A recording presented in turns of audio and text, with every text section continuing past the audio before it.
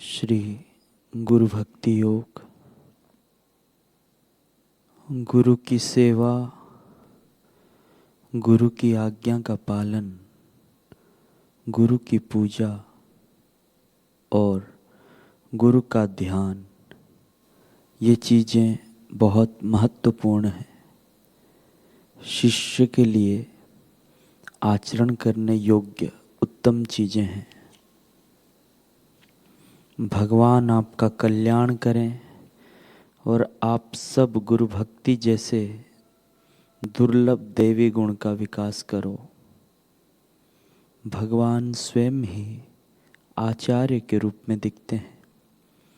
वे मानव के स्वरूप में प्रत्यक्ष दर्शन देते हैं अथवा ब्रह्मनिष्ठ महान ज्ञानी के रूप में दर्शन देते हैं। जन्म से लेकर मृत्यु पर्यंत जीवन का एकमात्र हेतु महान गुरु की सेवा करना है। जन्म से लेकर मृत्यु तक सारा जीवन विद्यार्थी अवस्था का समय है। ऐसी समझ हो तभी विद्यार्थी मोक्षदायक आध्यात्मिक ज्ञान प्राप्त कर सकता है। जिसने गुरु प्राप्त किए हैं ऐसे शिष्य के लिए ही अमरत्व के द्वार खुलते हैं। जिन्होंने ईश्वर के दर्शन किए हैं ऐसे गुरु का संग और सहवास ही शिष्य पर गहरा प्रभाव डालता है। तमाम प्रकार के अभ्यास की अपेक्षा गुरु का संग श्रेष्ठ है। गुरु का सत्संग शिष्य का पुनर्जीवन करने वाला मुख्य तत्व है। वह उसे दिव्य प्रकाश देता है और उसके लिए स्वर्ग के द्वार खोल देता है। गुरु का संग ही साधक को उसके चारित्र के निर्माण में, उसकी चेतना को जागृत करके अपने स्वरूप का सच्चा दर्शन कराने में सहाय होता है। गुरु की कृपा तो सदा रहती है।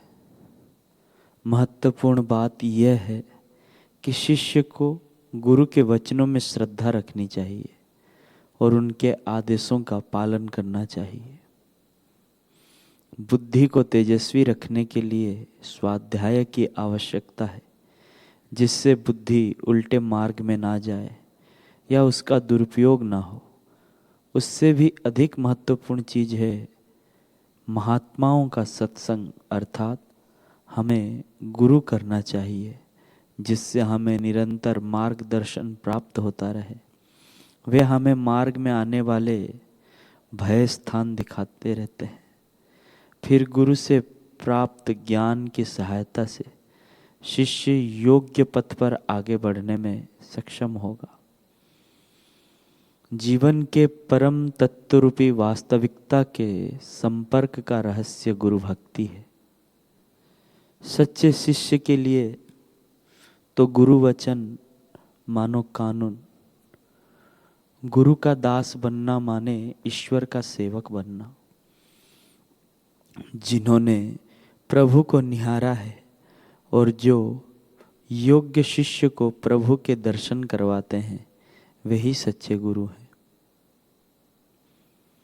आलसी शिष्य को गुरु कृपा नहीं मिल सकती। राजसी स्वभाव के शिष्य को लोक संग्रह करने वाले गुरु के कार्य समझ में नहीं आते।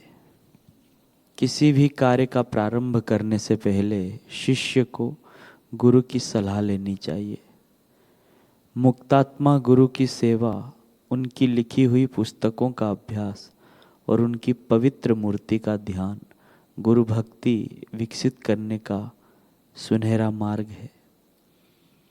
जो शिष्य नाम, कीर्ति, सत्ता, धन और विषय वासना के पीछे दौड़ता है वह सद्गुरु के चरण कमलों के प्रति सच्चा भक्ति भाव नहीं रख सकता। शिक्षा का क्षेत्र बहुत ही विशाल है और ज्ञान प्राप्ति की संभावनाएं अपार हैं। अतः गुरु की आवश्यकता अनिवार्य है। तैत्तिरीय उपनिषद कहती है, अब ज्ञान के विषय में बात करते हैं। आचार्य प्रथम स्वरूप है, शिष्य आखिरी स्वरूप है। ज्ञान इन दोनों के बीच की कड़ी है और उपदेश वह माध्यम है जो यह समन्वय करता है। यह ज्ञान का क्षेत्र है। कठोपनिषद कहती है, जिस आत्मा के विषय में भिन्न भिन्न प्रकार से उपदेश दिया जाता है, उस आत्मा विषयक उपदेश जब निम्न स्तर की बुद्धि वाले व्यक्ति के द्वारा दिया जाता है तब सरलता से समझ में नहीं आता, किंतु जब उसी आत्मा के विषय में ब्रह्मनिष्ठ गुरु उपदेश देते हैं तब बिल्कुल संदेह नहीं रहता, अर्थात भली प्रकार समझ में आ जाता है। आत्मा तो सूक्ष्म से भी सूक्ष्म है, केवल बौद्धिक कसरत से उसे प्राप्त नहीं किया जा सकता, केवल गुरु कृपा से ही ज्ञान प्राप्त हो सकता है। शिष्य को आचार्य के घर रहना चाहिए, 12 वर्ष तक संपूर्ण ब्रह्मचर्य का पालन करना चाहिए तथा कठिन तप करना चाहिए।